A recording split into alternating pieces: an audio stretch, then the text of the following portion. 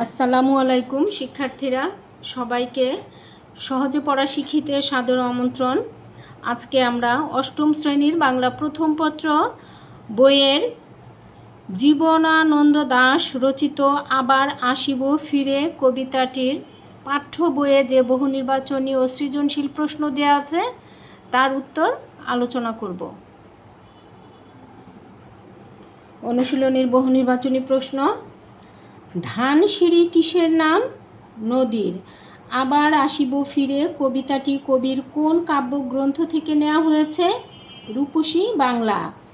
সারা দিন কেটে যাবে কলমির গন্ধ ভরা জলে ভেসে ভেসে। এখানে সারা দিন কেটে যাবে কার? হাঁসের।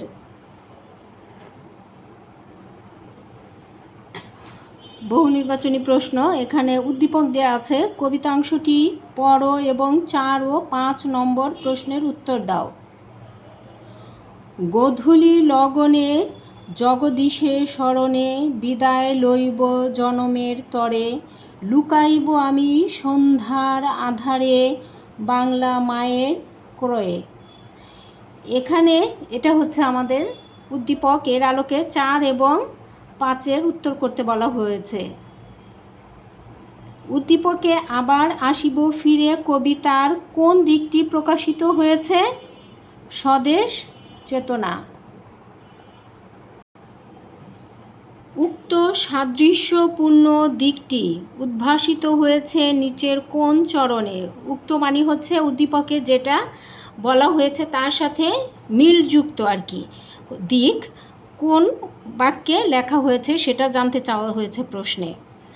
প্রশ্ন কিন্তু অনেক সময় ঘুরিয়ে আসে, প্রশ্নটা আগে প্রথমে বুঝতে হবে, প্রশ্নের ভাষা বুঝলে প্রশ্নে কি চেয়েছে, কি লিখতে বলেছে সেটা আগে বুঝতে হবে। আর তার জন্য কিন্তু প্রশ্নটা বারবার ভালো করে পড়তে হবে, প্রশ্ন না বুঝলে বারবার পড়লে প্রশ্ন বোঝা যাবে। প্রশ্ন যদি ডান দিকে যেতে বলে আমরা যদি বাঁ দিকে চলে যাই না বুঝে, তাহলে কিন্তু প্রশ্নের উত্তর ভুল হবে। কাজেই প্রশ্নের নির্দেশ, প্রশ্ন কি চেয়েছে সেটা আমাদের আগে বুঝতে হবে। এখানে কিন্তু সেরকমই যে উক্ত সাদৃশ্যপূর্ণ দিকটি, এখন উক্ত সাদৃশ্যপূর্ণ দিকটি হঠাৎ করে তোমরা কি এই যে উদ্দীপকে যে সাদৃশ্যপূর্ণ দিক সেটা এই নিচের কোন বাক্যে উদ্ভাসিত হয়েছে মানে ফুটে উঠেছে। আবার আসিব ফিরে ধানসিঁড়িটির তীরে এই বাংলায়, হয়তো দেখিবে চেয়ে সুদর্শন উড়িতেছে সন্ধ্যার বাতাসে, আবার আসিব আমি বাংলার নদী মাঠ ক্ষেত ভালোবেসে। আমরা যে উদ্দীপক পড়েছিলাম সেই উদ্দীপকের সাথে 1 এবং 3-এর মিল রয়েছে। এই যে দেখিবে চেয়ে সুদর্শন উড়িতেছে সন্ধ্যার বাতাসে, এটা না, এটা সে কবি আবার বারবার স্বদেশে ফিরে আসতে চেয়েছেন। তাহলে নিচের কোনটি সঠিক হবে? 1 আর 3 যেখানে আছে, এই খয়ে 1 আর 3 আছে, কাজেই সঠিক উত্তর আমাদের খ। এবার আমরা সৃজনশীল প্রশ্নে চলে আসছি। প্রথমে আমরা উদ্দীপকটি পড়ে নিব। পল্লীর সন্তান অমিত উচ্চ মাধ্যমিক পরীক্ষায় উত্তীর্ণ হয়ে উচ্চ শিক্ষার্থে ফ্রান্স যায়। সেখানকার সুপ্রশস্ত রাজপথ, উদ্যান, নির্মল প্রকৃতি তার খুব ভালো লাগে। রাস্তাঘাট, রেল স্টেশন, বাস স্টপেজ সব জায়গায় দেশি বিদেশি স্মরণীয় ব্যক্তিবর্গের মূর্তি স্থাপনের মাধ্যমে ফরাসিদের দেশপ্রেম দেখে সে বিস্মিত হয়। ওদের ক্যাফে, মিউজিয়াম সব কিছুই তাকে আকৃষ্ট করে। উচ্চশিক্ষা শেষ করে অমিত স্থায়ীভাবে সেখানে থেকে যায়। তার অতীত স্মৃতি ফরাসি সৌন্দর্যের মোহে ক্রমশ ধূসর হয়ে যায়। এই হচ্ছে আমাদের উদ্দীপক। এবার এর আলোকে আমরা প্রশ্নের উত্তরগুলো কিভাবে লিখতে হবে সেটা দেখব। প্রথম প্রশ্ন, উঠানে খয়ের ধান ছড়ায় কে? একটি শিশু উঠানে খয়ের ধান ছড়ায়। মানুষ, খয়ের প্রশ্ন, মানুষ না হয়ে শঙ্খচিল শালিকের বেশে জীবনানন্দ দাশ এদেশে ফিরতে চান কেন? বাংলার প্রকৃতির কাছাকাছি থাকার বাসনায় জীবনানন্দ দাশ শালিকের বেশে এদেশে ফিরতে চান। বাংলার জন্মভূমির প্রতি বাংলার প্রতি ভালোবাসায় কোনো মানুষই বিস্মৃত হয় না। কবিও এ দেশের প্রকৃতির সৌন্দর্যকে হৃদয় দিয়ে উপভোগ করেছেন আজীবন। তার বিশ্বাস এ বন্ধন মৃত্যুর পরও ছিন্ন হবে না। তাই তিনি এদেশের নদী, মাঠ, প্রকৃতিকে ভালোবেসে মানুষ না হয়ে শঙ্খচিল, শালিকের বেশে এদেশে ফিরে আসতে চেয়েছেন। প্রকৃতির মাঝে মিশে থাকতে চেয়েছেন, প্রকৃতিরই অনুষঙ্গ বা অংশ হয়ে। গয়ের প্রশ্ন, আবার আসিব ফিরে কবিতায় উদ্দীপকের ফরাসি জাতির কোন দিকটির প্রতি ইঙ্গিত করে বর্ণনা কর। উদ্দীপকের ফরাসি জাতির দেশপ্রেম আবার আসিব ফিরি কবির দেশপ্রেমেরই অনুরূপ, সামিল আর কি, একই রকম। আবার আসিব ফিরে কবির স্বদেশের প্রকৃতির প্রতি গভীর মমত্ববোধ প্রকাশ করেছেন। জন্মভূমি প্রকৃতি অতি তুচ্ছ জিনিসও তার দৃষ্টিতে সুন্দর হয়ে উঠেছে। প্রকৃতির নানা দিকের মাঝে অনন্তকাল মিশে থাকার আকাঙ্ক্ষা ব্যক্ত হয়েছে তার কবিতায়। এমন অনুভূতির মূল উৎস প্রকৃতপক্ষে গভীর দেশপ্রেম। উদ্দীপকে ফ্রান্সের সৌন্দর্য, ঐতিহ্য, সচেতনতার কথা বলা হয়েছে। ফরাসিরা তাদের দেশটিকে অত্যন্ত সুন্দরভাবে সাজিয়েছে। বাংলাদেশ থেকে ফ্রান্সে পড়তে যাওয়া অমিত সেই সৌন্দর্য দেখে মুগ্ধ হয়। দেশকে গভীরভাবে ভালোবাসে ফরাসিরা এবং দেশকে সুন্দর করে তুলতে তাদের কোনো কমতি নাই, চেষ্টার কোনো কমতি নাই। জন্মভূমির প্রতি মমত্ববোধ প্রকাশের একই অনুভূতি ভিন্ন আঙ্গিকে ধরা পড়েছে আবার আসিব ফিরে কবিতায়।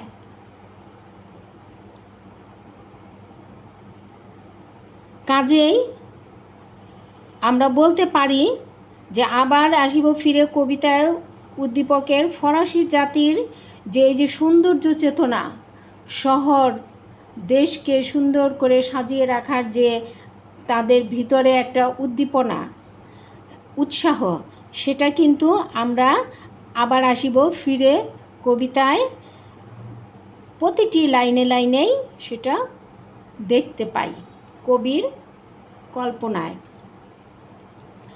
ঘ প্রশ্ন, অমিতের অনুভূতি আর জীবনানন্দ দাশের অনুভূতি সম্পূর্ণ ভিন্ন, উক্তিটি মূল্যায়ন করো। এখানে অমিত হচ্ছে যে উদ্দীপকের ছেলেটি, আর কবির যে অনুভূতি সেটার সাথে তুলনা করতে বলা হয়েছে। উদ্দীপকের অমিতের অনুভূতি আর আবার আসিব ফিরে কবি জীবনানন্দ দাশের অনুভূতির চেতনা ও দেশপ্রেমের বিচারে সম্পূর্ণই ভিন্ন। আবার আসিব ফিরে কবিতায় কবি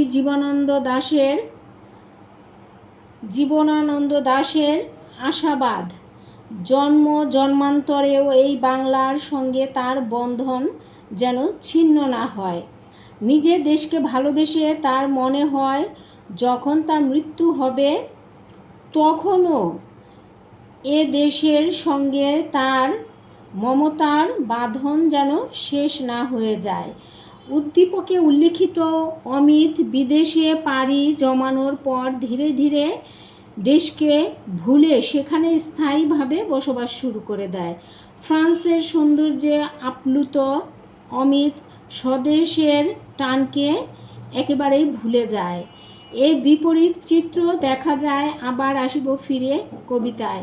কবি জীবনানন্দ দাশ মৃত্যুর পরও বারবার এই বাংলায় ফিরে আসার আকুতি ব্যক্ত করেছেন তার কবিতার মধ্য দিয়ে। জীবনে বেঁচে থাকতে তো তিনি অপার সৌন্দর্য নিয়ে প্রকৃতিকে দেখেছেন, প্রকৃতির রূপ বর্ণনা করেছেন। আবার মৃত্যুর পরেও তিনি কিন্তু এই দেশ ছেড়ে অন্য কোথাও যেতে চাননি, এই দেশেই বারবার ফিরে আসতে চেয়েছেন, প্রকৃতির এক একটা অনুষঙ্গ হয়ে প্রকৃতির মাঝে মিলেমিশে থাকার জন্য।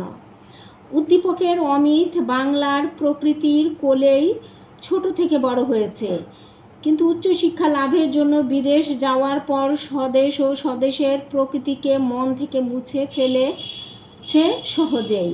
তার চিন্তা চেতনায় বাংলার রূপ কখনোই এতটা প্রভাব বিস্তার করেনি। আর বিপরীতে বাংলার প্রকৃতির টানে মৃত্যুর পরেও বারবার এখানে ফিরে আসতে চেয়েছেন। আবার আসিব ফিরে কবিতার কবি জীবনানন্দ দাশ ও উদ্দীপকের অমিতের অন্তরে স্বদেশ সম্পর্কে ভিন্নধর্মী চেতনা লক্ষ্য করা যায়। তাদের অনুভূতি ও চেতনা দেশপ্রেমের বিচারে এক সূত্রে গাঁথা নয়, অর্থাৎ প্রশ্নোক্ত মন্তব্যটি এখানে যথার্থ। অমিতের অনুভূতি আর জীবনানন্দ দাশের অনুভূতি সম্পূর্ণ ভিন্ন। উক্তিটি একেবারেই সঠিক।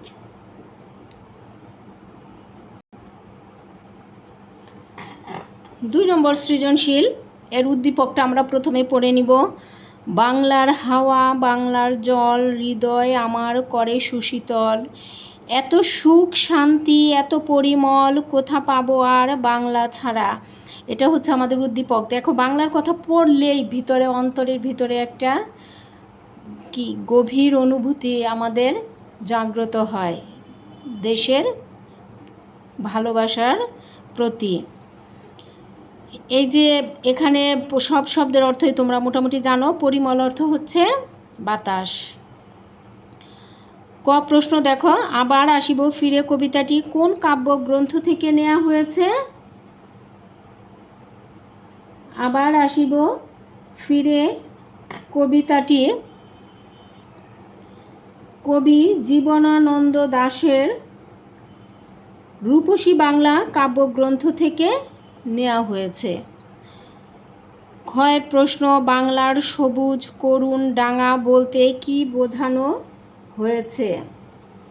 বাংলার সবুজ করুণ ডাঙা বলতে সবুজে আবৃত আর্দ্রভূমি বাংলাদেশকে বোঝানো হয়েছে। বাংলাদেশ নদীমাতৃক দেশ, তাছাড়া এদেশের যেদিকে চোখ যায় সেদিকেই সবুজের অপূর্ব সমারোহ চোখে পড়ে। নদী বিধৌত বাংলার পলি মাটি সবসময় ভেজা এবং উর্বর, ফলে চারিদিকে এত সবুজের ছড়াছড়ি। কবি বাংলায় এমন মাটি ও প্রকৃতিকেই সবুজের করুণ ডাঙা বলেছেন। উদ্দীপক অবলম্বনে আবার আসিব ফিরে কবিতার প্রাকৃতিক সৌন্দর্যের বর্ণনা দাও। এই যে আমাদের এই উদ্দীপকটাও কত সুন্দর, মনোজ্ঞ, হৃদয়কারে। এই উদ্দীপকের সাথে আবার আসিব ফিরে কবিতার যে প্রাকৃতিক সৌন্দর্য রয়েছে তার বর্ণনা চাওয়া হয়েছে এখানে। প্রদত্ত উদ্দীপক এবং আবার আসিব ফিরে কবিতায় বাংলার অপরূপ প্রাকৃতিক সৌন্দর্যের বর্ণনা ফুটে উঠেছে। নদীমাতৃক বাংলার রূপ বর্ণনায় কবি জীবনানন্দ দাশের আবার আসিব ফিরে কবিতাটি স্বতন্ত্র বৈশিষ্ট্যের ভরপুর। প্রকৃতির বিভিন্ন দিককে তিনি তার কবিতার প্রতিটি বাক্যে তুলে ধরেছেন। এদেশের নদী, পাখি, মাঠ, ঘাট সব কিছুর মধ্যেই তিনি নিজেকে খুঁজে পেয়েছেন। আবার আসিব ফিরে কবিতায় যেমন চিরচেনা বাংলার রূপ বৈচিত্র্য প্রাধান্য পেয়েছে, তেমনি উদ্দীপকের চরণগুলোতে বাংলার প্রাকৃতিক সৌন্দর্যের কথা উঠে এসেছে। পাশাপাশি উদ্দীপকের কবি ধারণা করেছেন এমন মনোহরা ছায়া সুনিবিড় রূপসী বাংলা ছাড়া আর কোথাও পাওয়া সম্ভব নয়। জীবনানন্দ দাশের দৃষ্টিতে ভোরের কাক থেকে শুরু করে শালিক, শঙ্খচিল, এমনকি সন্ধ্যার আকাশে উড়ন্ত সুদর্শন কোনো কিছুই বাদ যায়নি। উদ্দীপকের কবিতাংশের ও বাংলার হাওয়া বাংলার জল অনন্য রূপে উঠে এসেছে, অর্থাৎ উভয় স্থানে বাংলার প্রাকৃতিক সৌন্দর্যের দিকটি প্রাধান্য পেয়েছে। গ নম্বর শেষ হলো, এবার ঘ নম্বর প্রশ্ন। কোথা পাবো আর বাংলা ছাড়া কথাটির সঙ্গে কবি জীবনানন্দ দাশের বাংলায় ফিরে আসার আকাঙ্ক্ষা কিভাবে সম্পর্কিত আলোচনা করো। প্রশ্নগুলোও কিন্তু খুবই সুন্দর। উদ্দীপকের কোথা পাবো আর বাংলা ছাড়া কথাটি কবি জীবনানন্দ দাশের মৃত্যুর পরও বাংলায় ফিরে আসতে চাওয়ার চেতনার সঙ্গে সম্পর্কিত। বাংলার প্রকৃতির রূপ বর্ণনায় বাংলা সাহিত্যে কবি জীবনানন্দ দাশ অদ্বিতীয়। তিনি তার মুগ্ধ দৃষ্টিকে সবসময় বাংলার প্রকৃতিতে নিবন্ধন রেখেছেন। তিনি তার মুগ্ধ দৃষ্টিতে সবসময় বাংলার প্রকৃতিকে খুঁজে ফিরেছেন। কলমির গন্ধ ভরা জল কিংবা বাংলার সবুজ করুণ ডাঙায় তিনি শঙ্খচিল বা শালিকের বেশে ফিরে আসতে চেয়েছেন। তার এমন বাসনার স্বরূপই ফুটে উঠেছে আবার আসিব ফিরে কবিতায়। উদ্দীপকের কবিতাংশের কবির বিশ্বাস বাংলার চিরশীতল করা ছায়া সুনিবিড় প্রকৃতি বিশ্বে বিরল। বিশ্বে এমন প্রকৃতি আর কোথাও দেখা যায় না। কবির মতে বাংলা ছাড়া আর কোথাও গিয়ে তিনি হৃদয়ের শান্তি খুঁজে পাবেন না। এমন অনুভূতি থেকেই মৃত্যুর পরও আবার বাংলায় ফিরে আসতে চান আবার আসিব ফিরে কবিতার কবি জীবনানন্দ দাশ। বাংলার সবুজ শ্যামল মায়াময় রূপ মায়ের স্নেহের মতো স্নিগ্ধ কোমল মধুময়। এত সুখ শান্তি বাংলার বাইরে আর কোথাও পাওয়া সম্ভব নয় বলেই উদ্দীপকে উল্লেখিত হয়েছে। আর এমন দেশপ্রেম লালন করেন বলেই কবি জীবনানন্দ দাশ মৃত্যুর পরবর্তী জীবনেও বাংলার বুকে ফিরে আসতে চান বারবার। উদ্দীপকের কবি দেশপ্রেমের অনুভূতির সঙ্গে জীবনানন্দ দাশের অনুভূতির কোনো পার্থক্য নেই, তাই তো তিনি মৃত্যুর পরও বাংলায় ফিরে আসতে চেয়েছেন। উদ্দীপকের কবি বাংলার প্রকৃতির সাথে আত্মিক বন্ধনের কথা বলেছেন, যার সাথে জীবনানন্দ দাশের বাংলায় ফিরে আসার আকাঙ্ক্ষা এক সূত্রে গাঁথা। কাজেই আমরা এই কথা বলতে পারি যে কোথা পাবো আর বাংলা ছাড়া কথাটির সঙ্গে কবি জীবনানন্দ দাশের বাংলায় ফিরে আসার আকাঙ্ক্ষা একেবারে নিবিড়ভাবে সম্পর্কিত। শেষ হলো আমাদের আজকের পাঠ্য বইয়ের বহু নির্বাচনী ও সৃজনশীল প্রশ্নের উত্তর আলোচনা পর্বের ক্লাস। সবাই অনেক বেশি বেশি পড়বে, বেশি পড়লে বেশি জানবে, বেশি লিখতে পারবে, বেশি নম্বর পাবে পরীক্ষার খাতায়। ধন্যবাদ সবাইকে। সবাই সহজে পড়া শিখিকে সাবস্ক্রাইব করো, বন্ধুদের মাঝে শেয়ার করো, লাইক দিও। আসসালামু আলাইকুম।